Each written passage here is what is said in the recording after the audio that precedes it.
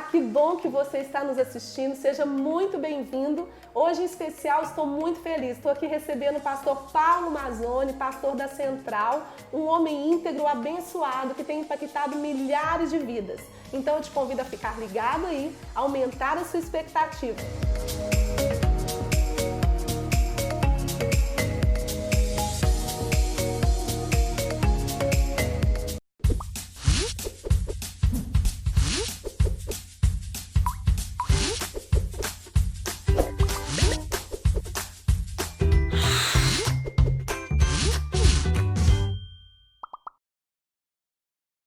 Pastor, além da imensa alegria que eu tenho aqui de te receber no programa e você me receber na sua sala, local de trabalho. Prazer é todo meu, você é tão querida. Junto disso, veio comigo também um desafio de escolher as perguntas certas em meio a milhares de perguntas que provavelmente eu e você teríamos vontade de perguntar para ele.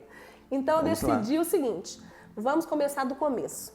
Queria que você contasse pra gente como tudo começou. Na verdade, não precisa de você voltar na sua conversão, porque você já era convertido, um homem de Deus, casado, mas eu queria que você dividisse com a gente quando você foi capturado por esse propósito de Deus que realmente é maior do que você, que tomou sua vida. Queria que você dividisse isso hoje.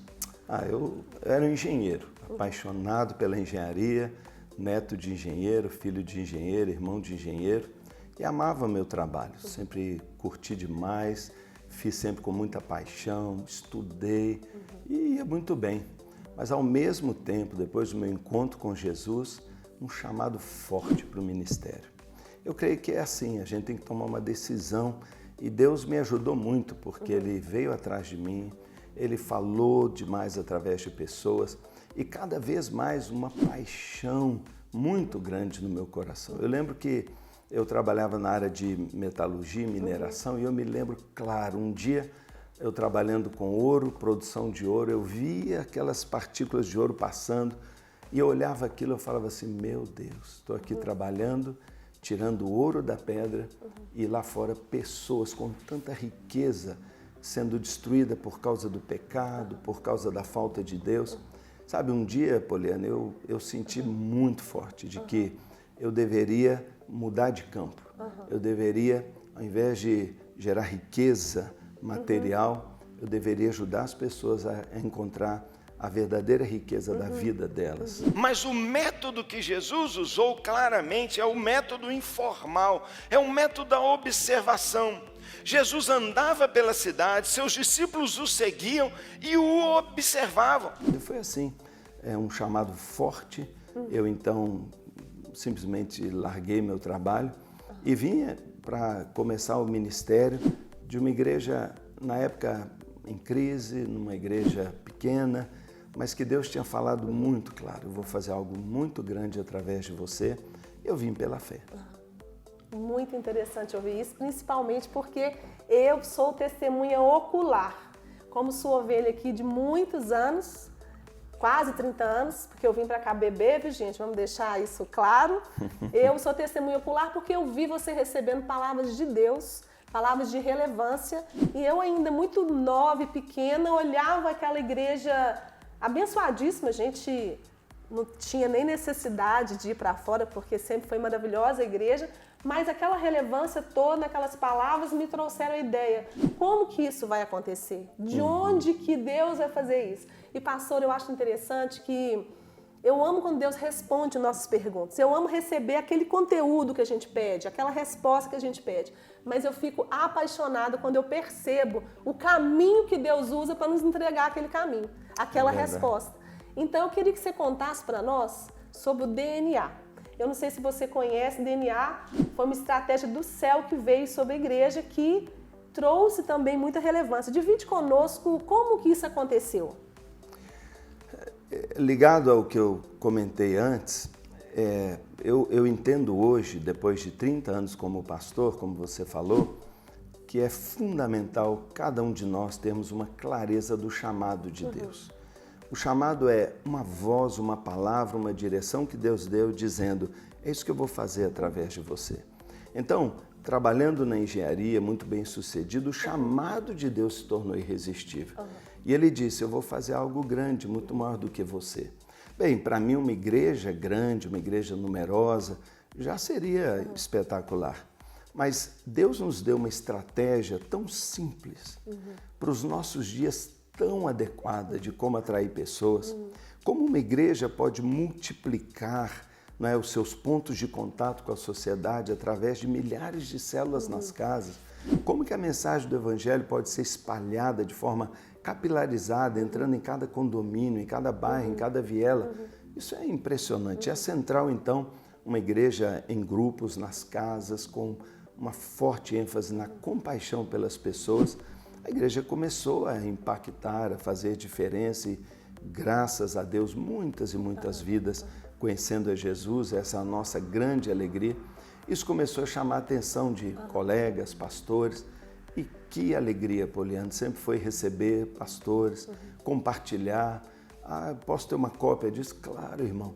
Sabe, Deus colocou no meu coração uma frase, marcou para sempre. Ele disse assim para mim: Paulo, uma alma ganha na sua igreja tem o mesmo valor de uma alma ganha em qualquer lugar.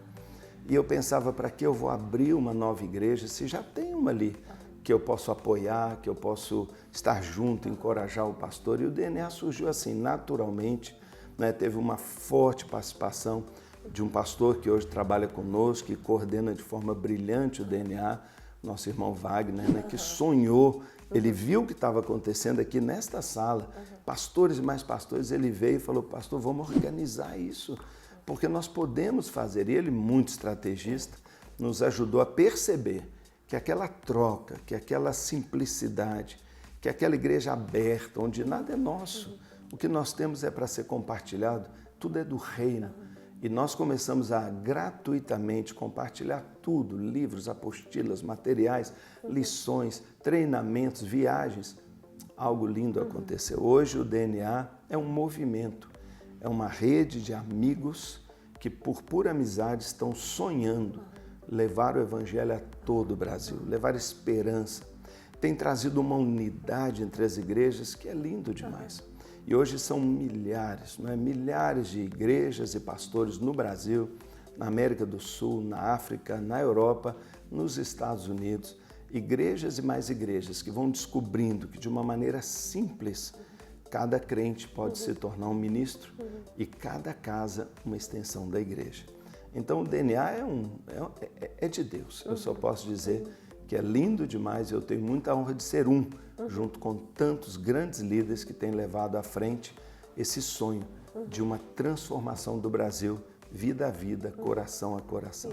Eu quero fazer só um pequeno adendo a respeito do pastor Paulo ter falado de maneira tão brilhante do DNA, tecnicamente ele explicou, isso tem impactado milhares de vidas. É verdade. Mas eu acho muito interessante, pastor, eu voltando um pouco lá atrás e para também envolver todo mundo que nos assiste, eu estava ali participando de toda aquela palavra que você recebeu ainda quando não existia estratégia do DNA. O que eu pude aprender, mesmo bem novinha ou mais novinha, o que eu pude aprender é que Deus, Ele cria uma estratégia para cumprir a palavra que Ele nos dá. Porque às vezes a gente está numa situação e a gente recebe uma palavra e realmente, diante da circunstância, aquilo é impossível de acontecer. Mas Ele é fiel para cumprir. Eu fui testemunha na sua vida que veio na sua mão, veio do céu uma estratégia que tem impactado milhares de pessoas. E você falou um pouquinho a respeito de números. Eu gostaria que você me contasse aqui pra gente quantas pessoas que já foram atingidas, né, alcançadas pelo DNA, foram impactadas, influenciadas. Vamos falar um pouquinho de números. Todo movimento é super difícil da gente quantificar, mas a nossa última contagem, nós já treinamos mais de 100 mil líderes no Brasil e no exterior. Nós já treinamos representantes de mais de 35 mil igrejas, de todas as denominações.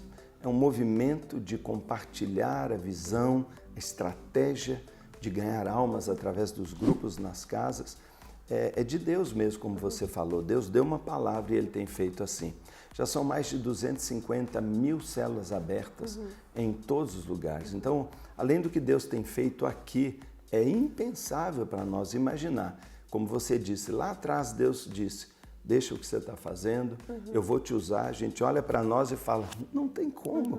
Mas Deus só precisa da sua disposição, da sua instrumentalidade, porque é Ele que faz.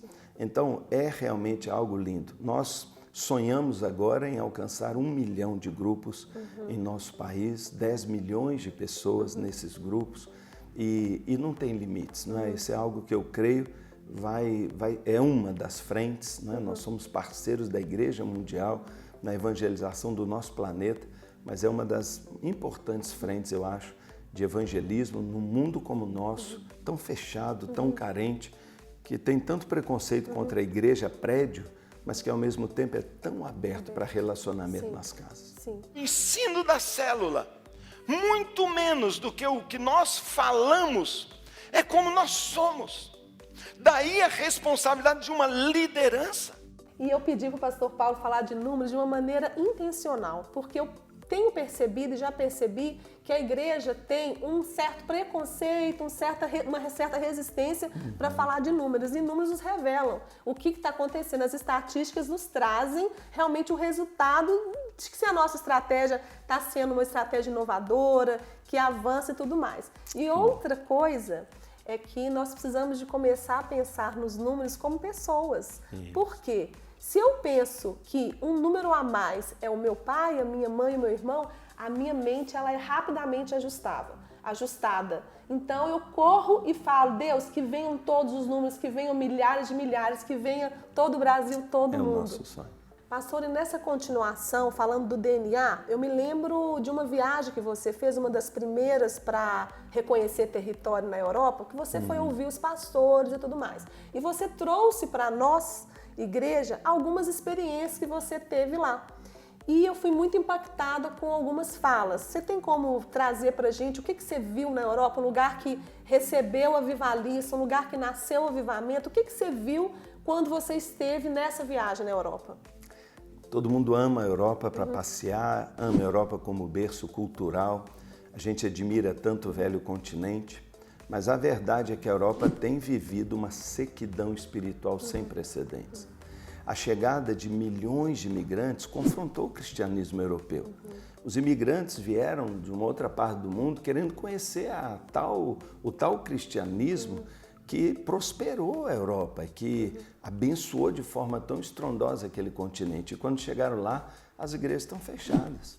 Você vai na Alemanha e você come uma ótima torta numa igreja, mas você não vê uma música, uma palavra, uma celebração. Quando nós estivemos lá, nosso coração assim apertou. Entendemos claramente o chamado de Deus, que uma igreja como a nossa, com um pessoal preparado, com muita gente boa aí que poderia amanhã estar lá ocupando uma função de influência, nós percebemos Deus dizendo, pode vir que eu vou usar vocês. Eu me lembro de estar numa reunião de pastores e a gente se reunir para orar e eu pedi um pastor para orar e eu falei, pastor, você ora inteiro? Ele falou assim, não, eu não oro. Eu falei, como assim? Não, há 4 anos eu não oro, eu desisti de orar. Eu falei, por que, pastor? Ele disse, porque nunca minha oração foi respondida, eu não creio mais em oração.